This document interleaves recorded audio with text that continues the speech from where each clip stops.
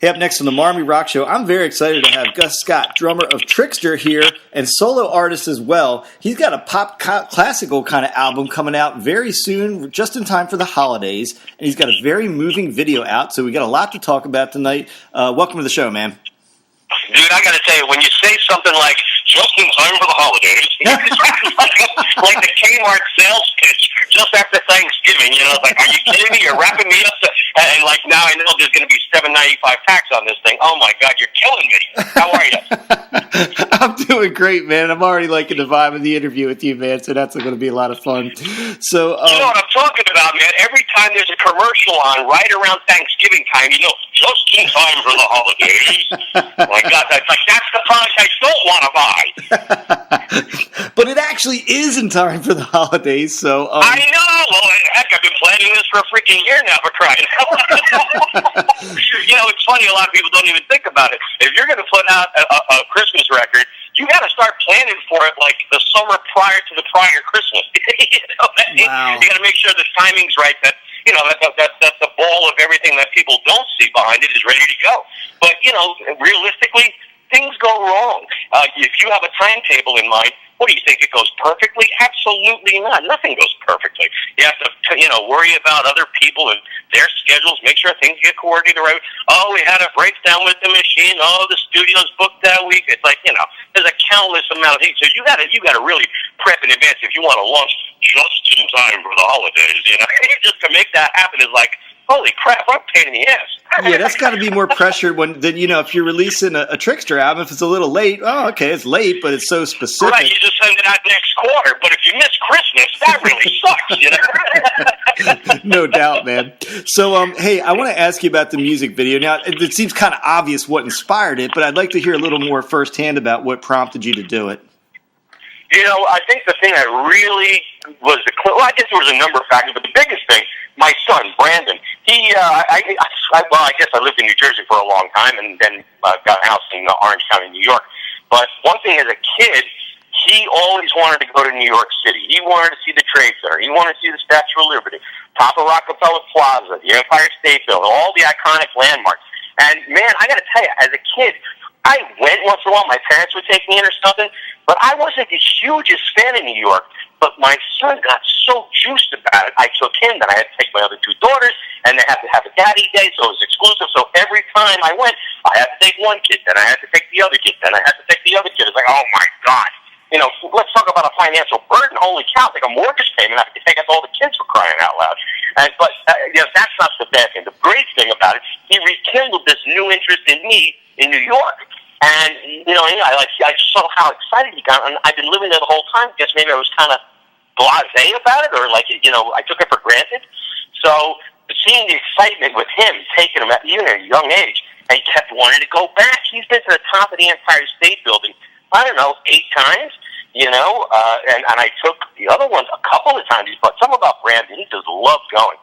So he started to get into film, and he started filming some, put together these little, like at freaking 9 years old, he was putting together little films with a GoPro and, you know, editing on his iPhone. I said, holy crap, you know, if you're doing that, let's take this thing together. I said, come on, kid, I'm going to take you to New York, I'm going to take you to D.C., let's go put something together and make a video. He's like, I'm in. So that was like the fuel behind it.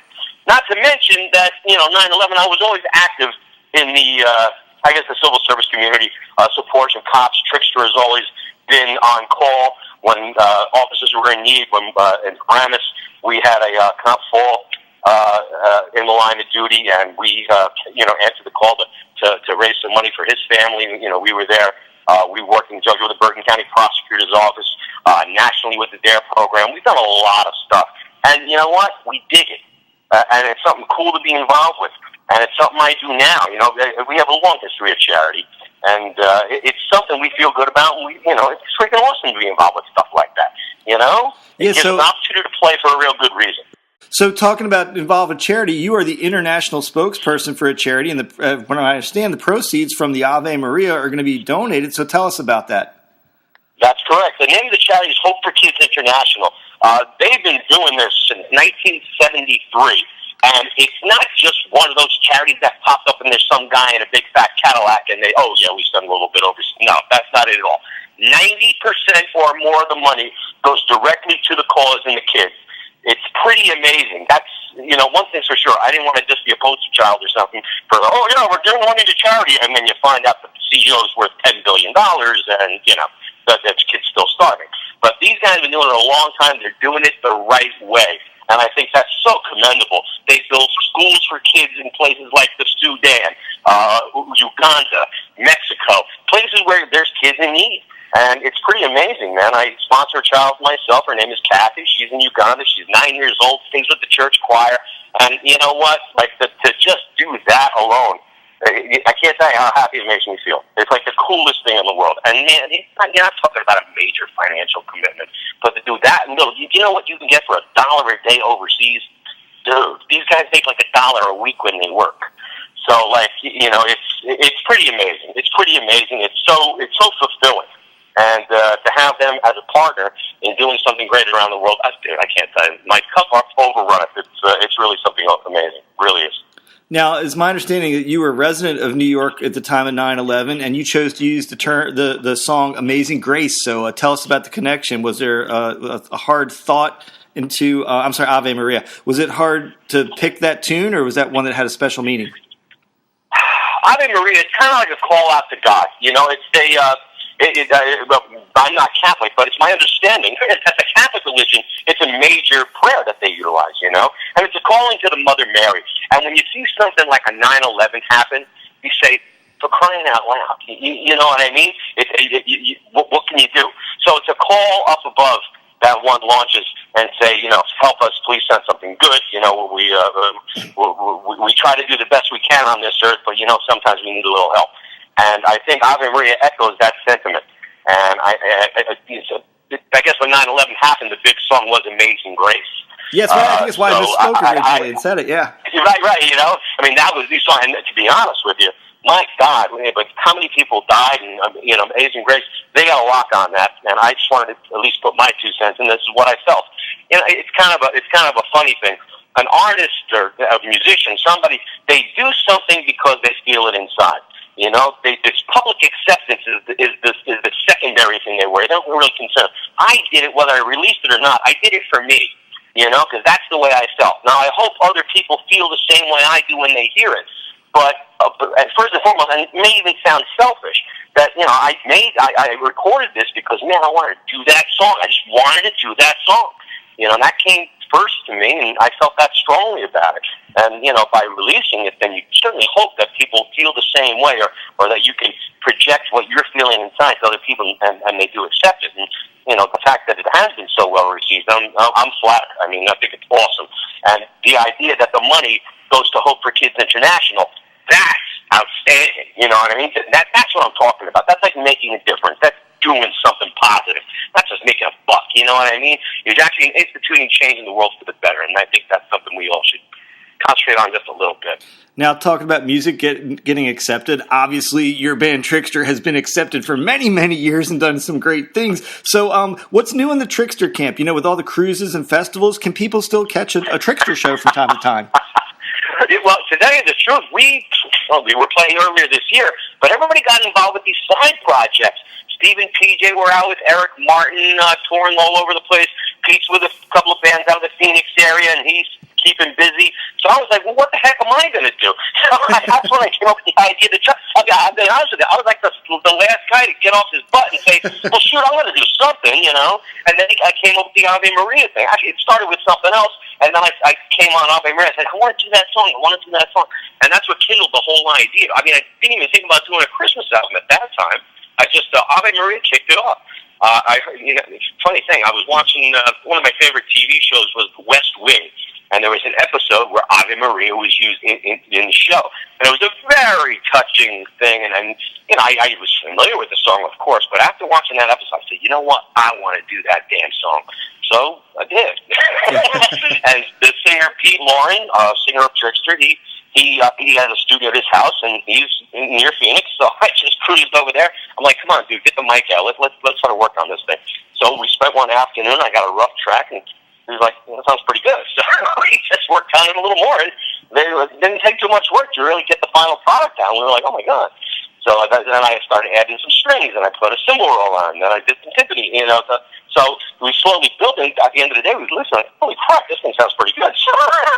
So that led to the next song, which led to the idea of doing a Christmas record. But it all did start with just one song. I really had no grand plan. I just wanted to do the darn song because I felt it. And I said, man, I want to do it.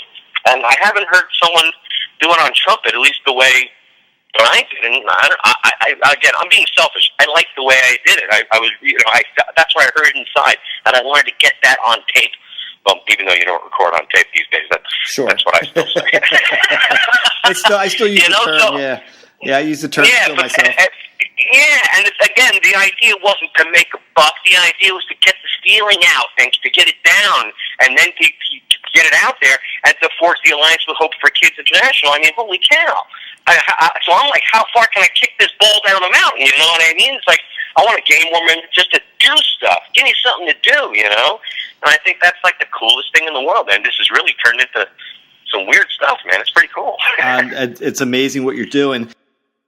So looking back in the day, man, I just in prepping for this interview, I went back and watched a couple of the old videos from the day, just reminiscing of the MTV days. In that era, that like when 1 in a Million and Surrender videos came out, can you talk about what must have been the mega importance of the music video at that time? Well, that's for sure. You're touching on something really important, at least during that time, particularly it was 1990 when our first record came out, Trixter. Hold on. It was the band Trixter, and the name of the album was Trixter. What? Come again? Trixter, yes. Okay. So talk about a plug. So at the time, what was funny, our record came out in May of 1990, and we had MCA Records behind us, big record company, and we had an individual subsidiary of the company called Mechanic Records, and they spent 24 hours a day pushing Trixter, blah, blah, blah, and we went to radio, and we got a whole bunch of lower-tier stations. The rock stations were on top of us. There was a nationally syndicated radio station called Z-Rock, and we were kicking butt. We were top 10 on Z-Rock, and even had a couple of number one spots, which was great. But then we had to get to the bigger stations, big like commercial hit radio stations, the big ones. And they were like, well, what's MTV doing with the song? We're like, oh, shoot. So we go to MTV and say, hey, guys, we will play our video. Oh, what's a major radio doing with it? Oh, you got to be kidding me. So we got caught in this mosh. And it all happened on this one day that MTV said, okay, guys, we're going to give you a shot. We're going to put you on Smash or Trash. So this was the kind of thing where they take a brand new artist and they put the video on and they say, okay, everybody, if you like this song, call this 800 number and tell you Smash. It's fantastic. We like it.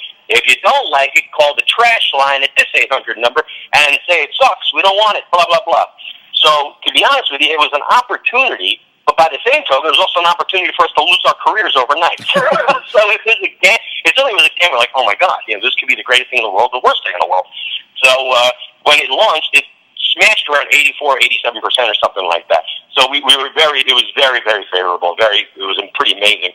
And then MTV put us into what they call medium rotation. But they would play us every once in a while, every day on MTV, which is pretty awesome. And people will realize that MTV truly dictated what was going on in the music industry. This is the part that you were touching on, that how important, what a staple MTV was in the music industry back in the 80s and 90s, particularly. And when that started to happen, they also had something called the Top 10, the Dial MTV, where they had the top 10 most requested videos a day on it's like 5 o'clock or something like that. But I forget what time it was. But towards the end of the day, they had the top 10 countdown. And you could call in 1-800-DIAL-MTV and vote for your favorite video. So one day, somebody's sitting back there watching the old top 10, and all of a sudden, number 7, it's Trixter. Give it to me good. We're like, holy crap, we made the top 10. So we all get out, we start calling 1-800, hey, we're Trixter. And slowly but surely, it started to climb up. We're around number 3, number 2, number 4, number 3, until one day we were backstage at the Newport Music Center in Ohio. And we were on tour with Don Dokken. He was doing some solo stuff at the time. And our manager comes into his guys meeting in the dressing room right now. I'm like, oh, crap, here we go. I just got busted a couple days ago, like last week, the week before, for trashing a hotel room. It was about $1,000. So I thought, maybe did he catch me on something else or whatever, I guess I was a little, he was angry. So he brought us back there. He says, guys, we have to really talk about something very serious. He says, want you to know you guys have the number one video. I can't even say it anymore, man. Every time I think about it, we had the number one video on MTV. And I got to tell you, man, when that day came, we were dead silent. We just couldn't believe it. It's just like the craziest thing. But when you're number one on MTV, particularly back in the 1990s, you ruled. And for a moment there, we touched on something that was really, really special. And we were very, very fortunate to go out on stage that night to announce that we were number one. Dude, there's very few things that get that get you inside. That, like, man, that was pretty amazing, pretty damn amazing. We had 3 number one videos on MTV. We were 15 weeks number one on MTV, and the idea that we even had 1 week or 1 day at number one would have been enough. So I can't tell you what an amazing experience. And truly, our MTV helped our career very substantially back in the day. As I was thinking about talking to you, Dad, I was like, there's very few people. I do a ton of interviews, but there's very few people that I can talk to that can say what you just said, that we had number one videos on MTV, despite all the hundreds of bands. It doesn't happen that often. So kudos to you guys. But like I said, dude, we've been very fortunate. That's one thing for sure. No matter what has happened to us, all the wonderful things that we've had happen, we don't lose sight of how lucky we were. That was. I mean, it could have gone the other way. We were so fortunate to catch that last wave out of the '80s to reach the heights that we did, to tour with the people we did. We toured with Poison, Kiss, the Scorpions, frickin' the only people we played with in the past 10 years. Oh my God, Ted Nugent, Cinderella, Scorpions, Vince Neil, Bret Michaels, Poison, the band Boston. The list is, I don't know, man, like everybody. Yeah. It's just stupid. Tonight I'm going to see Kenny G. And after that, the drummer from Night Ranger's hanging out down in Arizona. So, these guys are guys we play with all the time. So it's just, it's a different life, man. It's pretty awesome. I really can't complain. It's a wonderful thing. Well, listen, man, it's been a great career for you, and I want to let folks know the record entitled "Christmas Miracle" is coming out on Thanksgiving, as I said, just in time for Christmas, which we said earlier. And you can go out check out the. That's the retail kiss of death, right? Exactly. Just in time for the holidays. That and your Ginsu knife coming out on Thanksgiving. So, but seriously, though, man, you did a great job on that. And the video if you want to go see it, you can search the Ave Maria video out there right now from Gus Scott, and drummer of Trixter, man. Hey, thank you so much for being here tonight. We've had a blast talking to you, and I appreciate you. Don't think I appreciate it. Thanks so much for having me. And one thing's for sure, anything everybody needs to know about Mark Gus Scott, you can visit online. It's markgusscott.com. All right, man. Hey, you have a great night, and we appreciate you being on The Rock Show.